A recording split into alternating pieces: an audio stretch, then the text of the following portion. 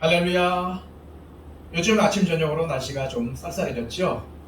그래서 이불을 덮고 밤에 자는 그런 일들이 벌어졌습니다. 시간은 흘러가고 어느덧 가을이 되었습니다. 가을은 또한 오곡백과가 익어가는 계절이죠.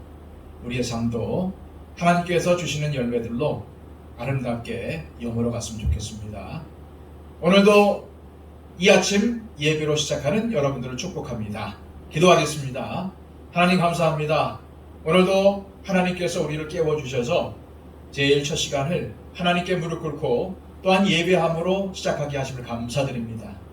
저희들 오늘도 어디에 있든지 무슨 일을 하든지 하나님의 영광을 위해 살게 하여 주시고 오늘도 우리에게 주신 하나님의 말씀을 기억하며 매 순간순간 하나님을 경외하며 또한 아버지 하나님의 명령을 지키며 오늘도 하나님의 심판을 두려워하는 삶을 살아갈 수 있도록 인도하여 주옵소서. 주님, 지혜가 부족합니다. 능력도 부족합니다.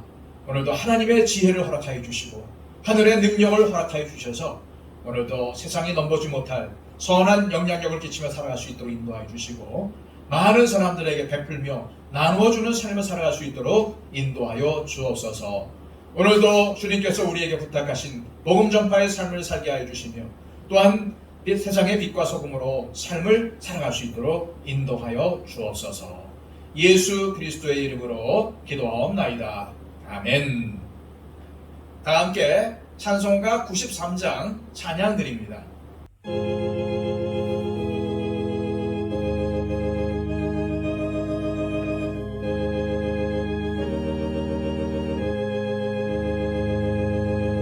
예수는 나의 힘이요 내 생명 되시니 구주 예수 떠나 살며 죄 중에 빠지리 눈물이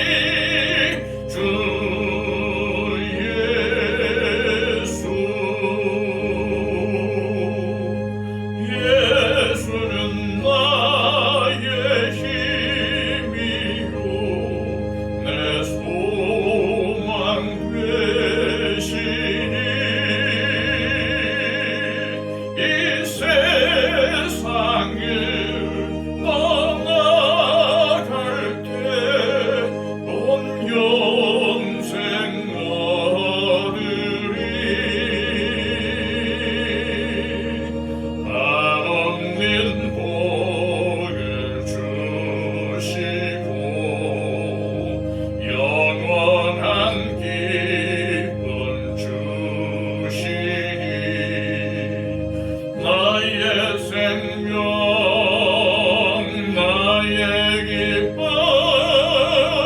주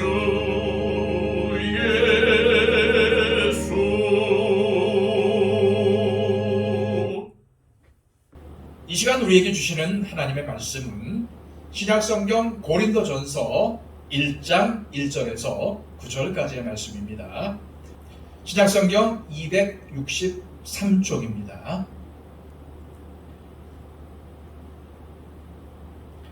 하나님의 뜻을 따라 그리스도 예수의 사도로 부르심을 받은 바울과 형제 소스데네는 고린도에 있는 하나님의 교회 곧 그리스도 예수 안에서 거룩하여지고 성도라 부르심을 받은 자들과 또 각처에서 우리의 주 곧 그들과 우리의 주 대신 예수 그리스도의 이름을 부르는 모든 자들에게 하나님 우리 아버지와 주 예수 그리스도로부터 은혜와 평강이 있기를 원하노라.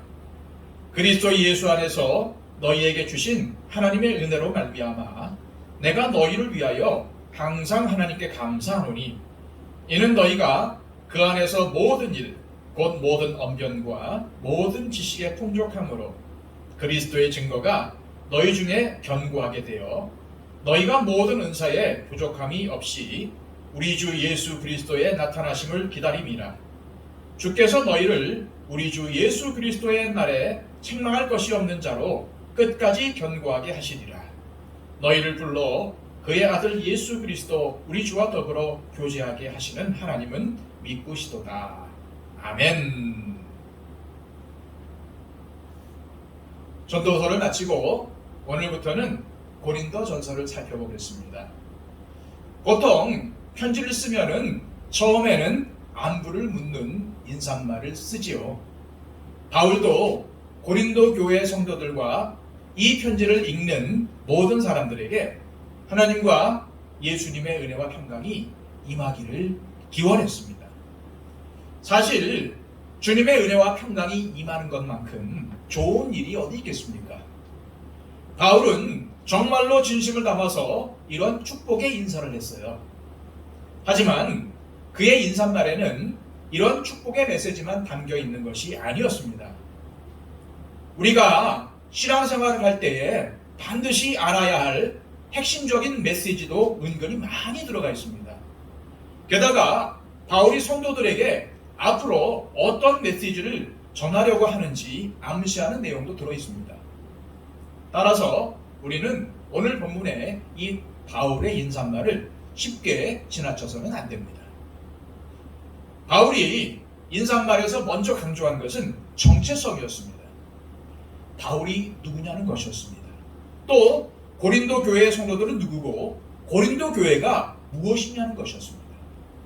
바울은 자신을 하나님의 뜻에 따라 그리스도 예수의 사도로 부르심을 받은 존재라고 밝힙니다. 그가 복음을 전하고 교회를 세우는 것은 자신이 원해서 한 것이 아니라 하나님이 시키시는 일이기 때문에 하고 있다는 것이죠. 그래서 바울은 내가 그리스도 예수의 사도로 부르심을 받았다고 한 것입니다. 그럼 고린도 교회의 성도들은 누구입니까? 2절 말씀입니다. 고린도에 있는 하나님의 교회 곧 그리스도 예수 안에서 거룩하여지고 성도라 부르심을 받은 자들과 또 각처에서 우리의 주 곧 그들과 우리의 주 대신 예수 그리스도의 이름을 부르는 모든 자들에게. 고린도 교회 성도들은 그리스도 예수 안에서 거룩하여지고 성도라 부르심을 받은 자들입니다. 다시 말해서 고린도 교회 성도들은 자신들이 원해서 예수님을 믿고 신앙생활을 하게 된 것이 아닙니다. 그들도 바울처럼 주님의 부르심을 받은 것이죠. 그럼 고린도 교회는 또 뭡니까? 주님의 부르심을 받은 사람들이 모인 공동체이기 때문에 고린도 교회 역시도 주님의 부르심을 받은 것입니다. 따라서 고린도 교회는 하나님에게서 떨어질래야 떨어질 수 없는 관계입니다. 고린도 교회는 곧 하나님께 속한 교회이기 때문이죠. 이처럼 바울은 인사말에서 자신과 성도들과 교회의 정체성이 무엇인지를 정확히 짚어내고 있습니다. 다음으로 우리는 바울이 성도들을 대하는 자세를 볼 수 있습니다. 바울은 고린도 교회를 세웠지요. 그렇다고 해서 고린도 교회에 그 어떤 것도 바라지 않았어요. 단지 성도들이 바르게 신앙생활하기만을 바랬습니다. 그는 자신이 고린도 교회를 세웠다고 해서 높아지려고 하지 않았습니다. 교회 안에 계급을 만들지도 않았습니다. 그에게는 모두가 다 형제요 동역자일 뿐이었습니다. 따라서 자신이 스포트라이트를 받으려고 하지 않았고 오직 주님만이 교회의 주인이시고 최고의 상관이시며 교회를 세우신 분이시라는 믿음이 확고했습니다. 그가 고린도 전서를 쓰게 된 것도 바로 이런 이유 때문이었어요. 그는 고린도 교회 성도들이 누구에게 부르심을 받았는지 또 무엇을 위해 부르심을 받았는지를 알기를 원했습니다. 그들은 누구에게 부르심을 받았습니까? 그렇습니다. 주님입니다. 그럼 무엇을 위해서 부르심을 받았습니까? 하나님 나라를 위해서 부르심을 받은 것입니다. 그래서 고린도 교회 성도들은 자신들의 교회만을 생각하는 이기적인 사역을 하지 않고 하나님 나라에 덕을 끼치는 공동체가 되어야만 했던 것입니다. 다음으로 바울의 감사하는 모습을 볼 수 있습니다. 4절과 5절 말씀입니다. 그리스도 예수 안에서 너희에게 주신 하나님의 은혜로 말미암아 내가 너희를 위하여 항상 하나님께 감사하노니 이는 너희가 그 안에서 모든 일, 곧 모든 언변과 모든 지식의 풍족함으로.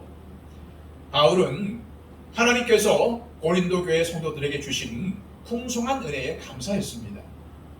또한 바울은 고린도 교회 성도들이 예수님 안에 살면서 모든 면, 즉 온갖 언변과 지식이 풍족하게 된 것에도 감사했습니다. 고린도 교인들은 상당히 언변에도 능하고 지식적인 것을 습득하는 면에서도 탁월했던 것 같습니다. 이것은 분명 그들에게는 장점이었습니다. 이 은사를 잘 활용해서 복음을 전한다면, 하나님의 나라를 세워간다면 얼마나 좋은 일입니까? 그래서 바울은 하나님께서 그들에게 이러한 귀한 은사를 주신 것에 감사했던 것입니다. 여기서 우리가 특별히 주목해야 할 것은 바울이 무엇에 대해서 감사했느냐는 것입니다. 물론 바울은 고린도 교회의 성도들이 받은 은사에 대해서 감사했습니다. 하지만 바울이 진짜 강조하고 있는 것은 그 은사를 주신 하나님께 감사하는 것이었습니다. 이거나 저거나 뭐 비슷한 것 같지만 사실은 엄청난 차이가 있습니다. 내가 병 고침의 은사, 즉 치유의 은사를 받았다고 칩시다. 이것은 하나님께서 주신 은사입니다. 이 은사로 여러 사람의 병이 치유되고 회복되는 역사가 일어났습니다. 얼마나 좋은 일입니까? 하나님이 그렇게 하라고 주신 은사이기 때문이죠. 하지만 이 은사 자체에 집중해서 그 은사를 주신 분이 하나님이신 것을 망각하면 어떻게 될까요? 그러면 교만하게 되어서 병을 고치는 게 자기의 업적이 되고 자랑이 되는 것입니다. 사랑하는 여러분, 우리는 바로 이것을 경계해야 합니다. 또한 바울은 고린도 교회 성도들의 과거와 현재와 미래에 대해서도 감사하고 있습니다. 자, 6절에서 8절까지의 말씀입니다.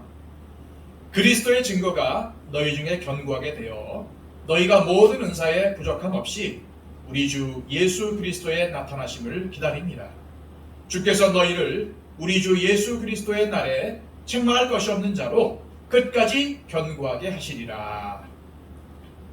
고린도 교회의 성도들은 바울이 전한 복음을 듣고 주님을 믿었고 지금은 하나님이 베푸신 은혜의 선물인 은사를 넘치게 받고 있습니다.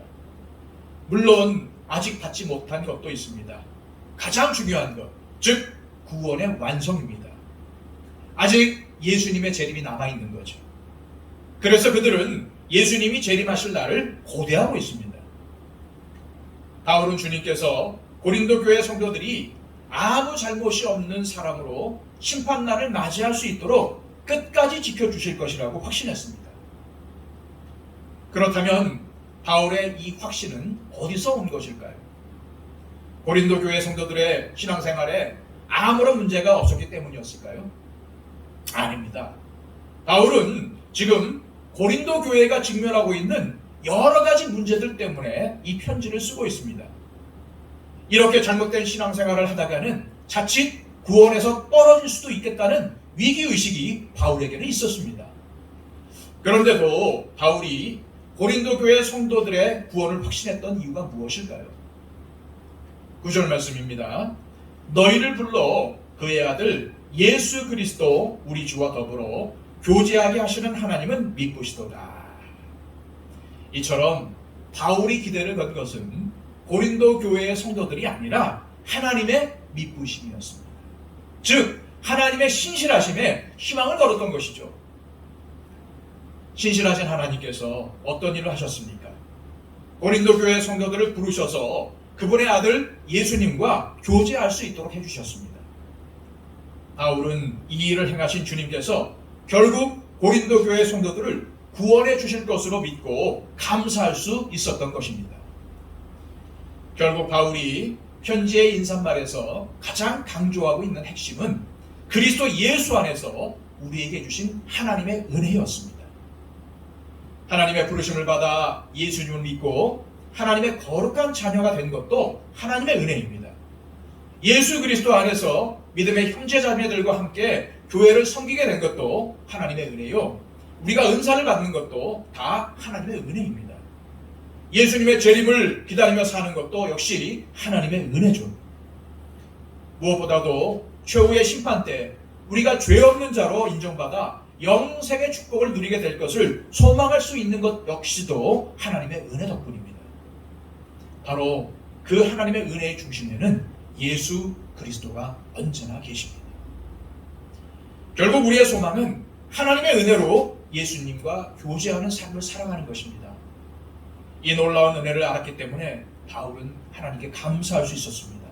이 은혜를 알았기에 비록 문제투성이 고린도 교회였지만 불평하지 않고 전적으로 하나님의 은혜에 모든 것을 맡기며 감사하고 자신에게 주어진 소명을 감당하고자 한 것입니다. 바울처럼 저와 여러분에게도 하나님의 전적인 은혜 그리고 유일한 구원자이신 예수 그리스도가 전부이기를 소망합니다. 이 시간 기도할 때에 주님 오늘도 예수 그리스도를 통해서 우리에게 부어주신 하나님의 은혜를 기억하기를 원합니다. 하나님께서 예수 그리스도를 통해서 우리를 구원해 주셨고 또 이렇게 구원의 길을 걸어갈 수 있도록 인도하심을 감사드립니다. 주님, 우리가 이 땅에서 사는 동안 구원의 역사를 일게 하여 주옵소서. 예수님을 닮아 거룩한 삶, 성화된 삶을 살게 하여 주옵소서. 또한 우리의 소망은 저 천국에 가서 주님과 함께 왕노릇하며 영원한 안식을 누리는 것임을 기억하며 살아갈 수 있도록 인도해 주옵소서. 이렇게 기도했으면 좋겠습니다. 오늘도 세상의 소망을 두는 것이 아니라 저 하늘의 소망을 두게 하여 주시고 오늘도 세상 사람들이 걸어가는 길, 세상 사람들이 추구하는 가치관을 따라 사는 것이 아니라 저 하늘의 신령한 가치관, 저 하늘의 길을 향해서 걸어가는 우리의 삶이 되게 해달라고 우리 주님 앞에 기도하기를 바랍니다. 또한 우리 가운데 몸이 약한 분들이 계십니다. 병 중에 있는 분도 계십니다. 수술받고 회복 중인 분도 계십니다. 그분들을 위해서 기도해 주시기 바랍니다. 또 여러 가지 문제와 어려움 가운데 있는 우리 형제자매들을 위해서도 기도해 주시기 바랍니다. 하루속히 이 코로나가 소멸될 수 있도록 기도해 주시고요. 전 세계에 복음을 들고 복음을 전파하는 우리 선교사님들을 위해서도 기도해 주시기 바랍니다. 우리 다 함께 하나님 앞에 기도하겠습니다.